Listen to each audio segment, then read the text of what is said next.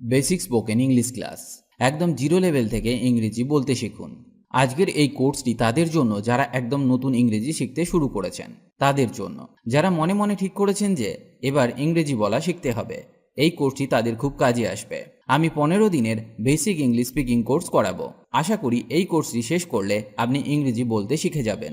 এখানে আমি আপনাকে শেখাবো ইংরেজি বলতে গেলে যেগুলি সবার প্রথমে জানা উচিত, মানে যেগুলি না জানলে ইংরেজি বলা সম্ভব নয়। যেমন বেসিক ইংলিশ গ্রামার। এখানে আপনাকে শেখাবো ইংরেজি বলতে গেলে ইংরেজি গ্রামারের যে যে পার্টগুলি আপনার জানা উচিত সেগুলি একদম সহজভাবে শিখিয়ে দেব, যাতে আপনি শিখতে পারেন। ডেইলি ইউজ ইংলিশ ওয়ার্ডস। এখানে আমরা শিখব ইংরেজি বলতে গেলে যে শব্দগুলি প্রতিদিন ব্যবহার করতে হয়, এতে আপনার ইংলিশ ভোক্যাবুলারি অনেক স্ট্রং হয়ে যাবে। Daily use English sentences. এখানে শিখব আমাদের প্রতিদিনের জীবনে যে ধরনের বাক্যগুলি সবসময় ব্যবহার হয়, যে বাক্যগুলি সহজ কিন্তু সব জায়গায় ব্যবহার করা হয় এমন সব বাক্য। এগুলি শিখলে আপনি দ্রুত ইংরেজি বলতে শিখে যাবেন। যাই হোক, চলুন শুরু করা যাক আজকের ক্লাস। আজকে প্রথম দিনের ক্লাসে প্রথম শিখব বেসিক ইংলিশ গ্রামার, যেখানে আমি আপনাকে শেখাবো পার্সন সম্পর্কে, কারণ এটা না জানলে ইংরেজি বলতে অসুবিধা হবে। পার্সনের প্রকারভেদ। পার্সন 3 প্রকার: first person, second person, third person. পার্সনকে আবার সিঙ্গুলার প্লুরালে ভাগ করা হয়। প্রথমে আমরা ফার্স্ট পার্সনের সিঙ্গুলারগুলি দেখে নিই। আই, আই মানে আমি। মি, মি মানে আমাকে। মাই, মাই মানে আমার। মাইন, মাইন মানে আমার।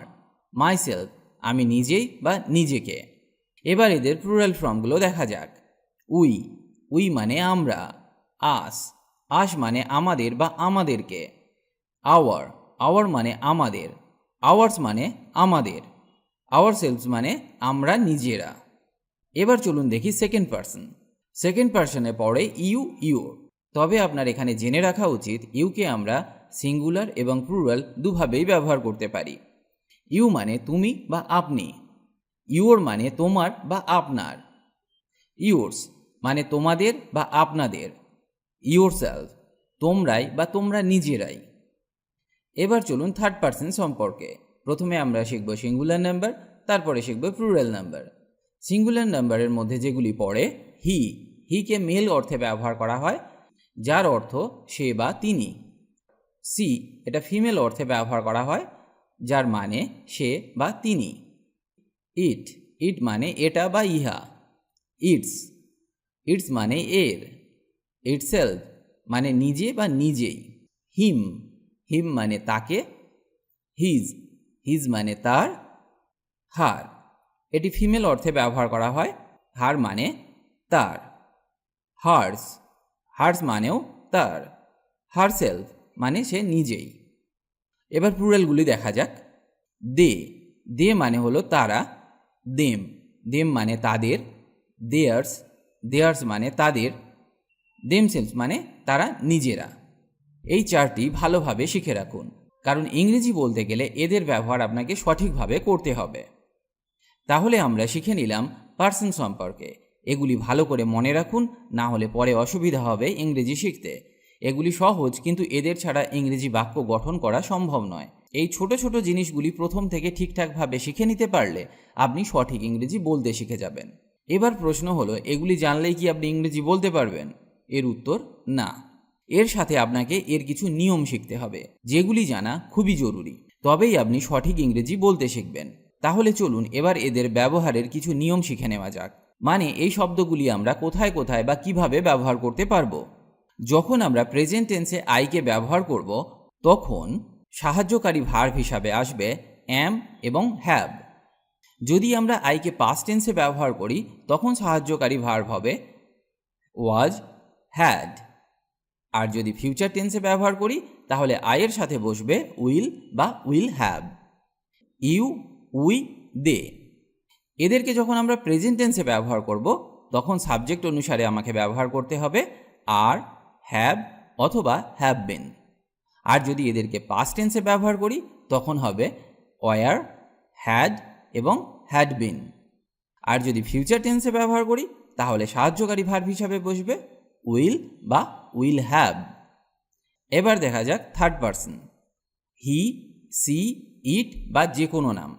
যদি এদেরকে আমরা প্রেজেন্ট টেন্সে ব্যবহার করি তাহলে এদের সাথে সাহায্যকারী ভার্ব হিসাবে বসবে ইজ, হ্যাজ বা হ্যাজ বিন।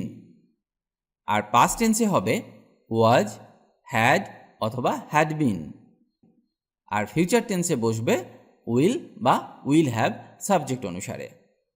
এই ছোট্ট টেবিলটি খুব ভালো করে মনে রেখে দিন, কারণ এগুলি কখনোই ভুল করা যাবে না। এখানে যদি ভুল করে ফেলেন তাহলে আপনার বাক্য তৈরি ভুল হয়ে যাবে, তার সাথে বাক্যের অর্থও ভুল হয়ে যাবে। এটা বেসিক ইংলিশ গ্রামার, এগুলি ছাড়া ইংরেজি বলা সম্ভবই নয়। তাই এখানে গুরুত্ব দেবার চেষ্টা করুন, তবেই আপনি সঠিক ইংরেজি বলতে পারবেন। এবার আমরা শিখব কিছু ইংরেজি শব্দ যেগুলি প্রতিদিন ব্যবহার হয়। আজকে আমরা টোটাল 50টি শব্দ শিখব যেগুলি প্রতিদিন ব্যবহার হয় ইংরেজি বলতে গেলে। অবশ্যই এগুলি শিখুন, কারণ এই 15 দিনে এই রকম প্রায় 1000 শব্দ আমরা শিখব যেগুলি প্রতিদিন সব জায়গায় সব সময় ব্যবহার হয়। মানে বাড়ি থেকে অফিস, স্কুল কলেজ থেকে বন্ধুদের আড্ডায় যেসব শব্দগুলি বারবার ব্যবহার হয়। ভোকাবুলারি না বাড়ালে অনর্গল ইংরেজি বলা সম্ভব নয়। যাই হোক, আজকে প্রথম শব্দটি শেখা যাক। আস্ক। আস্ক মানে জিজ্ঞাসা করা। বাথ। বাথ মানে স্নান করা। বো। বো মানে ধনুক। বাই। বাই মানে কেনা। ক্ল্যাপ। ক্ল্যাপ মানে হাততালি দেওয়া। ক্লাইম। ক্লাইম মানে আরোহণ করা। এই শব্দগুলো আমাদের সব সময় কখনো না কখনো ব্যবহার করতে হয় প্রতিদিনের জীবনে, তাই এগুলো মন দিয়ে শিখুন। ক্লোজ। ক্লোজ মানে বন্ধ করা। কুক। কুক মানে রান্না করা। ক্রল। ক্রল মানে হামাগুড়ি দেওয়া। ক্রাই। ক্রাই মানে কান্না। কাট। কাট মানে কাটা। ড্যান্স। ড্যান্স মানে নাচা। ডিগ। ডিগ মানে খনন করা। ডাইভ। ডাইভ মানে ডুব দেওয়া। ড্রিম। ড্রিম মানে স্বপ্ন দেখা। ড্রিঙ্ক। ড্রিঙ্ক মানে পান করা। ইট। ইট মানে খাওয়া। ফাইট। ফাইট মানে লড়াই। ফ্লাই। ফ্লাই মানে উড়া। গিভ। গিভ মানে দেওয়া। হাগ। হাগ মানে আলিঙ্গন করা। জাম্প। জাম্প মানে ঝাঁপ দেওয়া। নিট। নিট মানে বুনা। লাফ। লাফ মানে হাসা। লিসন। লিসন মানে শোনা। ওপেন। ওপেন মানে খোলা। পেইন্ট। পেইন্ট মানে রং করা। প্লে। প্লে মানে বাজানো, আবার প্লের অর্থ খেলা। রিড। রিড মানে পড়া। রাইড। রাইড মানে চড়া। সিউ। সিউ মানে সেলাই করা। সেক। সেক মানে ঝাঁকুনি দেওয়া। সিং। সিং মানে গান করা। স্মেল। স্মেল মানে গন্ধ নেওয়া। স্নোর। স্নোর মানে নাক ডাকা। স্ট্যাক। স্ট্যাক মানে গাদা করা। Stand up. স্ট্যান্ড আপ মানে দাঁড়াও। টক। টক মানে কথা বলা। থিঙ্ক। থিঙ্ক মানে ভাবা। থ্রো অ্যাওয়ে মানে ছুঁড়ে ফেলে দেওয়া। টার্ন অফ মানে বন্ধ করা। টার্ন অন মানে চালু করা। ওয়েট। ওয়েট মানে অপেক্ষা করা। ওয়াশ। ওয়াশ মানে ধোয়া। ওয়াচ। ওয়াচ মানে ঘড়িও হয়, আবার ওয়াচ মানে দেখাও হয়। উইন। উইন মানে জয় করা। রাইট। রাইট মানে লেখা। প্রথমে আমরা শিখলাম বেসিক ইংরেজি গ্রামারের কিছু নিয়ম, তারপর শিখলাম কিছু daily use most common English ওয়ার্ডস। এবার আমরা শিখব কিছু ডেলি লাইফ সেন্টেন্সেস, মানে এমন কিছু বাক্য যেগুলি আপনি সব সময় সব জায়গায় ব্যবহার করতে পারবেন। তবে তার আগে আমরা শিখব কিভাবে বাক্য তৈরি করতে হয়, কারণ সেটা না জানলে আপনি সঠিক বাক্য তৈরি করতে পারবেন না, যার ফলে ইংরেজি ভুল হবার একটা চান্স থেকে যাবে। তাই আমরা প্রথম দিন থেকেই সঠিকভাবে ইংরেজি শেখা শুরু করব। এখানে আমরা শিখব ভার্ব এবং অবজেক্ট দিয়ে কিভাবে বাক্য তৈরি করা হয়। তাহলে আপনার বুঝতে সুবিধা হবে এবং আপনি খুব সহজেই নিজে থেকেও বাক্য তৈরি করতে পারবেন। তাহলে চলুন শুরু করা যাক। ডিম সিদ্ধ করো। Boil the egg. এখানে বয়েল মানে সেদ্ধ করা। বয়েল হলো একটি ভার্ব, তার সাথে যোগ হলো ডিম, দ্য এগ। চাবি নিয়ে এসো।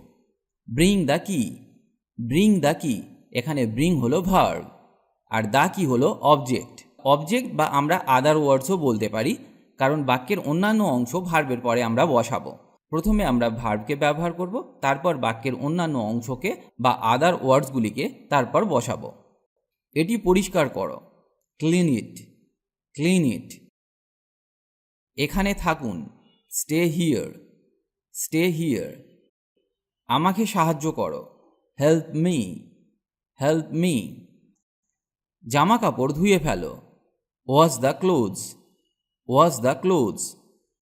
টিভি চালু করো, switch on the TV, switch on the TV. তোমার নাম লেখো, write your name, write your name. একটু আগেই আমরা শিখলাম কিভাবে ছোট ছোট বাক্য খুব সহজে তৈরি করা যায়, যেখানে আমরা শুধুমাত্র ভার্ব এবং অবজেক্ট বা আদার ওয়ার্ডসকে ব্যবহার করেছিলাম। এখানে আমরা শিখব কিভাবে একটি কমপ্লিট বাক্য তৈরি হয়। এখানে এবার আমরা ভার্ব এবং অবজেক্টের সাথে সাবজেক্টের ব্যবহার করা শিখব। তার সাথে শিখব টেন্সের কিছু নিয়ম, তবেই একটি কমপ্লিট বাক্য তৈরি হবে। এখানে আমি মাত্র একটি সেন্টেন্স নেব এবং সেই সেন্টেন্সটি সমস্ত টেন্সে ব্যবহার করে দেখাবো তার অর্থের পরিবর্তন কিভাবে হচ্ছে, এবং সমস্ত টেন্সের সেন্টেন্স স্ট্রাকচারগুলো কীরকম হবে আমি সেটাও আপনাকে খুব সহজে শিখিয়ে দেব, যাতে আপনি টেন্স খুব সহজে শিখে যেতে পারেন। এখানে তাহলে আপনি শিখবেন সেন্টেন্স স্ট্রাকচার এবং sentence. Simple present sentence structure হবে সাবজেক্ট প্লাস ভার্বের ফার্স্ট ফর্ম প্লাস অবজেক্ট। তার মানে প্রথমে আপনাকে সাবজেক্টকে বসাতে হবে, তারপর ভার্বকে বসাতে হবে এবং তারপর অবজেক্টকে বসাতে হবে। তাহলে একটি বাক্য তৈরি হতে গেলে আপনার তিনটি জিনিস লাগবে, সাবজেক্ট, ভার্ব, অবজেক্ট। এবার একটা উদাহরণ দেখা যাক। আমি ভাত খাই, I eat rice, I eat rice. এখানে আই হলো সাবজেক্ট, ভার্ব হলো ইট, আর রাইস হলো অবজেক্ট বা আদার ওয়ার্ডস। এবার এই বাক্যটিকে আমরা পাস্ট টেন্সে ব্যবহার করে দেখি কি অর্থের পরিবর্তন হয় এবং সেন্টেন্স স্ট্রাকচার কিভাবে চেঞ্জ হয়। সিম্পল পাস্ট সেন্টেন্স স্ট্রাকচার হবে সাবজেক্ট প্লাস ভার্বের second form plus object. Simple present টেন্সের ক্ষেত্রে ভার্বের ফার্স্ট ফর্ম বসেছিল, যখন আমরা পাস্ট টেন্স করব তখন আমরা ভার্বের সেকেন্ড ফর্মকে বসাবো। এটা কিন্তু আপনাকে খুব ভালো করে মনে রাখতে হবে, কারণ এটা পাস্ট টেন্স। সিম্পল প্রেজেন্ট টেন্সে আমরা বলেছিলাম আমি ভাত খাই, সিম্পল পাস্ট টেন্সে হবে আমি ভাত খেয়েছিলাম, যার ইংরেজি হবে আই এট রাইস। ইটের পাস্ট ফর্ম হলো এট। এবার চলুন দেখা যাক simple future tense. Sentence structure হবে প্রথমে সাবজেক্টকে বসাতে হবে, তারপর উইল বসবে, তারপর ভার্বকে বসাতে হবে কিন্তু ভার্বের ফার্স্ট ফর্ম বসবে, প্লাস অবজেক্ট। আমি ভাত খাবো, I will eat rice, I will eat rice. এখানে সাবজেক্ট হলো আই, তারপর আমরা উইলকে বসালাম, তারপর নিয়ম অনুসারে আমরা উইলকে বসালাম এবং ভার্বের প্রেজেন্ট ফর্ম ইটকে বসালাম, তারপর আদার ওয়ার্ডস বা অবজেক্টকে বসালাম। এবার চলুন দেখে নেওয়া যাক present continuous tense. Sentence structure হবে এই রকম, প্রথমে সাবজেক্টকে বসাতে হবে, তারপর সাবজেক্ট অনুসারে অ্যাম ইজ আরকে বসাতে হবে, তারপর ভার্ব বসবে এবং এখানে অবশ্যই ভার্বের সাথে আইএনজিকে যোগ করতে হবে এবং তারপর অবজেক্টকে বসাতে হবে। উদাহরণটা দেখে নেওয়া যাক। আমি ভাত খাচ্ছি। প্রেজেন্ট ইনডিফিনাইটে শিখেছিলাম আমরা আমি ভাত খাই, সেই বাক্যটাই প্রেজেন্ট কন্টিনিউয়াস টেন্সে হবে আমি ভাত খাচ্ছি, I am eating rice, I am eating rice. এখানে ইট হলো মেইন ভার্ব, তার সাথে আমরা আইএনজিকে যোগ করলাম। তাছাড়া আইয়ের সাথে আমরা সাহায্যকারী ভার্ব হিসাবে অ্যামকে বসালাম। এবার শিখবো আমরা past continuous tense. Past continuous টেন্সে সেন্টেন্স স্ট্রাকচার হবে subject plus was were plus verb plus ING plus object. আমি ভাত খাচ্ছিলাম। প্রেজেন্ট কন্টিনিউয়াস টেন্সে ছিল আমি ভাত খাচ্ছি, সেটা পাস্ট কন্টিনিউয়াস টেন্সে হয়ে গেল আমি ভাত খাচ্ছিলাম, I was eating rice, I was eating rice.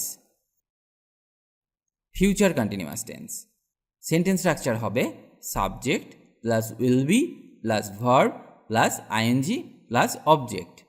এবার উদাহরণটা দেখা যাক। আমি ভাত খেতে থাকব, I will be eating rice, I will be eating rice.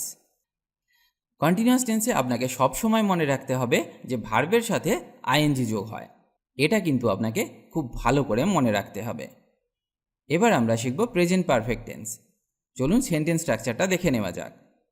Subject plus have অথবা হ্যাজ প্লাস ভার্বের থার্ড ফর্ম প্লাস অবজেক্ট। আমি ভাত খেয়েছি, I have eaten rice, I have eaten rice. এখানে আই হলো সাবজেক্ট, তারপর সাবজেক্ট অনুসারে হ্যাভ বসেছে, ইটেন হলো ইটের থার্ড ফর্ম ইট, এট, ইটেন। তারপর অবজেক্টকে বসালাম। Past perfect. পাস্ট পারফেক্ট টেন্সের সেন্টেন্স স্ট্রাকচার হবে এই রকম: সাবজেক্ট প্লাস হ্যাড প্লাস ভার্বের থার্ড ফর্ম প্লাস অবজেক্ট। আমি ভাত খেয়েছিলাম। I had eaten rice. I had eaten rice. এখানে আপনাকে মনে রাখতে হবে হ্যাডকে সমস্ত সাবজেক্টের সাথে ব্যবহার করা যায়। Future perfect tense. Future perfect টেন্সের সেন্টেন্স স্ট্রাকচার হবে subject plus will have plus ভার্বের থার্ড ফর্ম প্লাস অবজেক্ট। আমি ভাত খেয়ে থাকব। I will have eaten rice. I will have eaten rice. যদি আপনার টেন্স নিয়ে সমস্যা থেকে থাকে তাহলে আমাদের টেন্সের ভিডিওটি অবশ্যই দেখবেন। এত সহজ করে টেন্স শেখানো আছে যে আপনি একবার দেখলেই শিখে যাবেন। টেন্স নিয়ে আর কোনো দিন আপনার সমস্যা হবে না। তাহলে চলুন দেখা যাক আজকে আমরা কি কি শিখলাম প্রথম দিনের ক্লাসে। প্রথমে আমরা শিখেছি বেসিক ইংলিশ গ্রামারে পার্সন সম্পর্কে, তারপর আমরা শিখলাম ডেইলি ইউজ ইংলিশ ওয়ার্ড সম্পর্কে, তারপর শিখলাম কিভাবে বাক্য তৈরি করতে হয় এবং সেন্টেন্স স্ট্রাকচার সম্পর্কে, তারপর শিখলাম বেসিক টেন্স সম্পর্কে এবং টেন্সের সাহায্যে কিভাবে বাক্য তৈরি হয় সেটা সম্পর্কে। আশা করি এই ক্লাসটি আপনাদের খুব কাজে আসবে। ক্লাসটি কেমন লাগলো আমাকে কমেন্ট করে জানান। আজ এই পর্যন্ত, আবার দেখা হবে নতুন ক্লাস নিয়ে। ভালো থাকুন আর আমার সাথে ইংরেজি শিখতে থাকুন।